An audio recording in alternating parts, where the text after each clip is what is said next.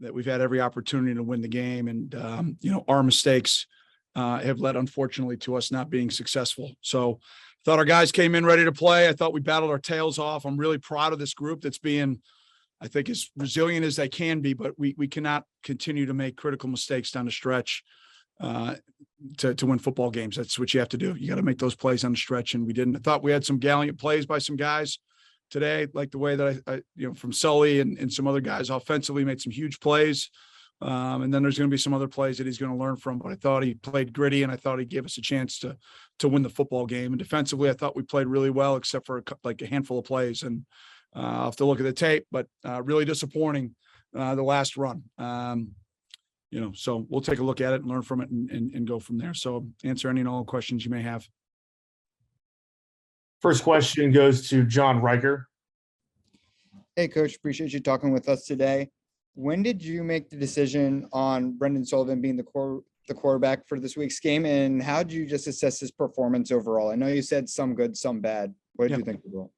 Yeah, I thought his play gave us a chance to win. Again, there were some mistakes that I know he'll want back and he'll want to correct, but I thought he was gritty, played tough, and made a bunch of big plays. But, again, his first start, he's going to learn a ton to come on the road and give us every opportunity to win. I'm really proud of him. And I'm equally as proud of Ryan. I thought Ryan was the first guy seen him, or one of the first guys as he came off the field and being there to help him. His competition was really close. I don't think I was, hiding anything coming out of training camp. And, obviously we don't want our record to be where it's at. And, we felt like, making a change at this time was the right decision for the club. And it's as much to try to get a spark and as, try to get some things going. Made a decision at some point, probably mid to late last week that was the decision that we were going to do. I'm sorry I don't put it on Twitter. Oh, no, thank you very much. Yeah, and just to follow up on, you're talking about the spark that he brought, really a prolific day for the rushing attack in this one. What did you see from, I guess, Sullivan as a runner, as well as guys like Evan Hull really being able to get going with this offense? Yeah, I think it starts up front. I thought our offensive line did some really good things. We lost Josh, and then CT's got to go in and step up at right tackle, which then shuffles Ethan. And I thought those guys, battled through that adversity really well today and handled it, really, they didn't flinch, play to the standard. I was hearing Chaz say, Charlie, in the huddle when Josh went down. So, really disappointed for Josh. He's been through a ton, so he'll be out for the year, is what we anticipate. But he's a hell of a fighter and he's a terrific young man, and just really, really heartbroken for him. But got to have somebody pick up the flag, and I thought CT did that pretty well today. Thank you. Please message NU Athletic Comms if you have any questions for Coach Fitzgerald. Our next question goes to Louis. Hey, Fitz, thanks for taking the time with us. You mentioned a 75-yard run. The big plays have been bothering your defense all season. Like what happened on that play, and then what can you do to stop this? We're in 7th game today. Well, it looked like they blocked everybody at the point of attack, and our corner missed a tackle from my vantage point. And then it looked like he outran our entire defense. So that's obviously unacceptable from all of us, from where we fit it, what we did schematically, and then the way we executed the play. I'd have to go through each play with you, Louis, one-on-one, and I'll probably go through that because it's not one call. It's not one player. It's kind of been, unfortunately, it's been kind of a one-man breakdown here and there. We got schemed on one play against Southern, but the rest we should win on the plays. That's what's probably the most disappointing. And then also a lot of plays that we've given up in the vein that you're talking about. We had practiced, so we had dropped coverage on a play today. We missed a tackle, and so I got to look at the tape. But each play, kind of, unfortunately, as we went through the first 6 weeks defensively. It would be one thing if it was like, all right, hey, it's this scheme. Hey, it's this player. Hey, it's this position. It's kind of been a little bit like this, if that makes sense. And so we're just going to keep coaching the guys and keep influxing competition to get the guys to play consistent and play every play like it's the play of the game. That's all I know how to do, bud. Thanks. You bet. Our next question goes to John Vogt. Yeah, hi, Coach. Career high in tackles for Bryce Gallagher today. Just talk about the job that he put out there and the presence he's been in the middle all season long. He's been a great leader all year. He's great at halftime. He's great on the boundary. He's been incredibly, I think giving of himself for the greater good of the team. I'd love to tell you he's 100%, but like everybody in college football right now that plays linebacker, they're all beat up and he's fighting through a ton. And I'm so proud of him, and I'm not surprised. I mean, Maryland kind of was running that Y insert play and looked like we fit it for the most part at times. And then at other times it looked like we lost the point of attack. So credit to Terrapins. Our next question to Louis. If it's, third quarter, you went into halftime with the lead, and third quarter, they scored 14 points to retake the lead. Did they do anything different schematically? Like what happened? What happened there? Yeah, well, we turned the ball over, right? We had the post wheel combo, the corner came off and the safety came off. So the post was wide open and we threw it to the wheel route that got intercepted.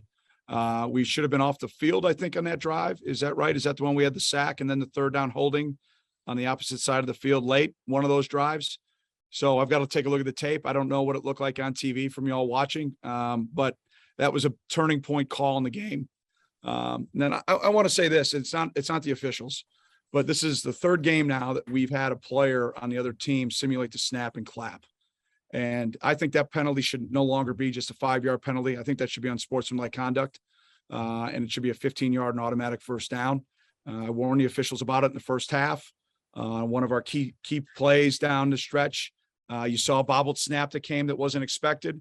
That's exactly what happened. They simulated the snap. It was the DB with the gloves on. He did it twice. Did it once in the first half.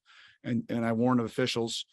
So I think that penalty needs to be reassessed, and it should be an unsportsmanlike conduct penalty. We had it against Penn State, we had it against Duke, and now here today. So, there's a lot of stuff that's going on when you're in 1-score games, and that's I'm not indicting the young man. I'm just saying I think that penalty needs to be enforced a different way to get it out of the game, because it's an intent to deceive, and it's been creating problems for us multiple times, and it's disappointing to see it rear its ugly head again today.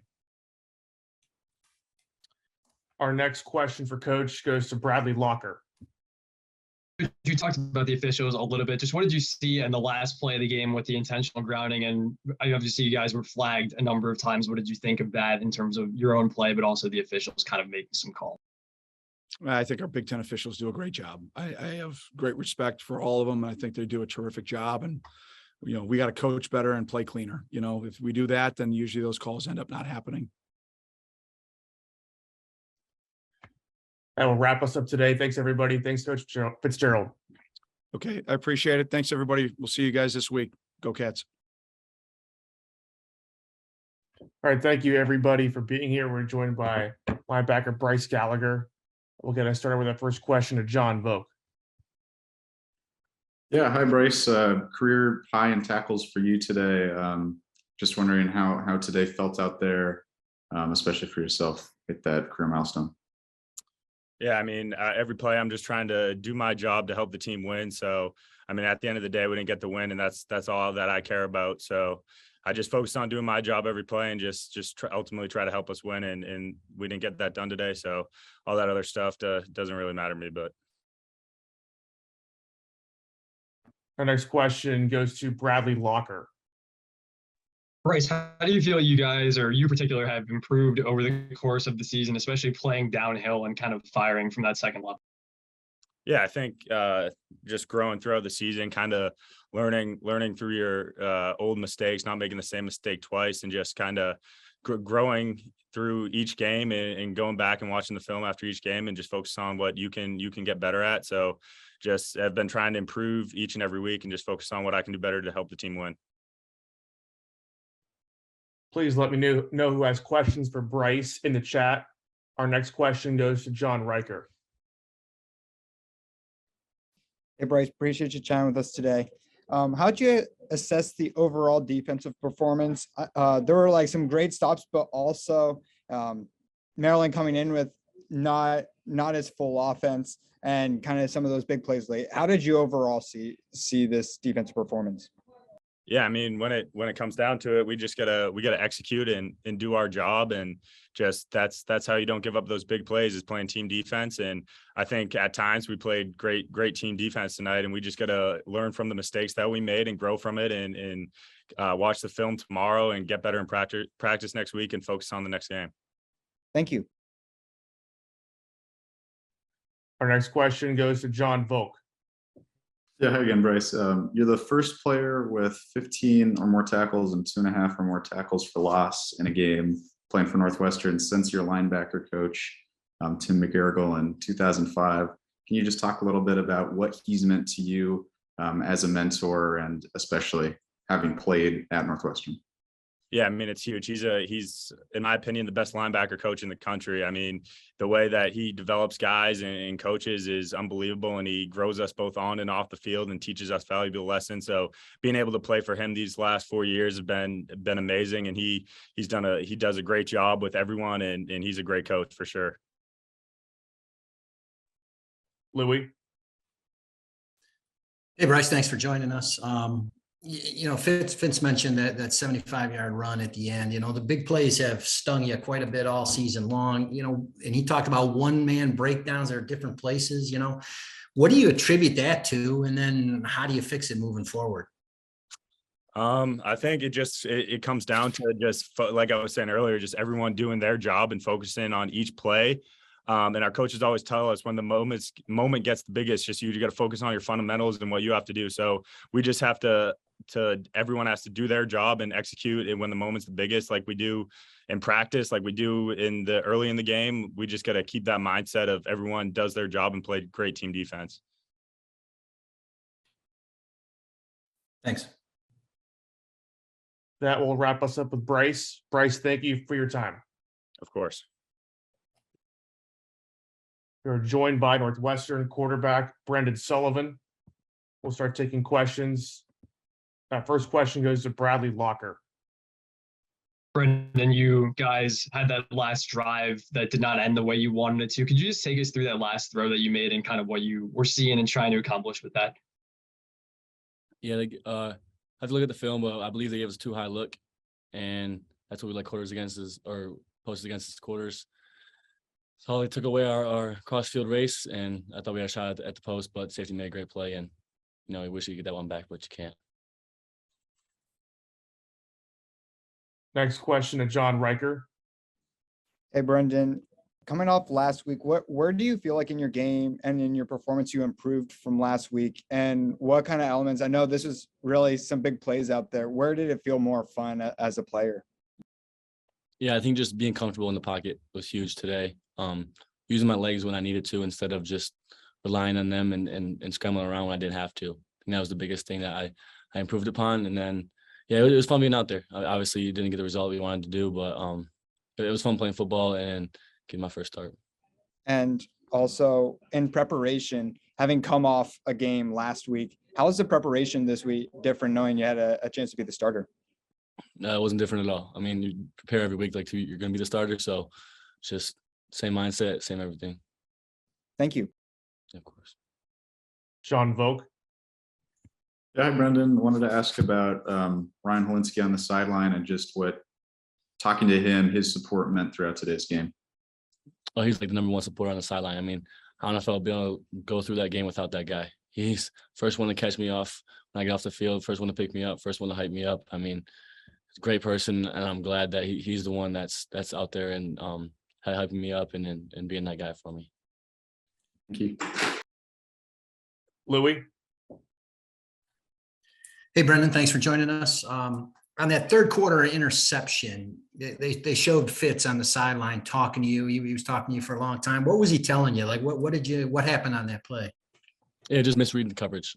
Something that's completely on me, and he's just talking me through it, asking me what I saw, like he does every drive. Is just there's a little more emphasis on it when the drive doesn't go your way. So we're just talking through it, and what can we do better? What can we do next? And just forgetting about it and moving on. Next question, John Riker. Hello again. The run game had much more of a bounce back game than in previous weeks. What did you see from your running backs and from this offensive line that really enabled that success? Yeah, I mean, those guys have been working all year. It's in due time that the running game has come alive like it did today. I think it helps adding the balance in the backfield. They got to respect I can run too. So I think that's a big element that adds to it. But I mean, all credit to the O-line and the running backs. They did their job today, and we just couldn't get it done. Okay, that will wrap us up for today. Thank you, Brendan.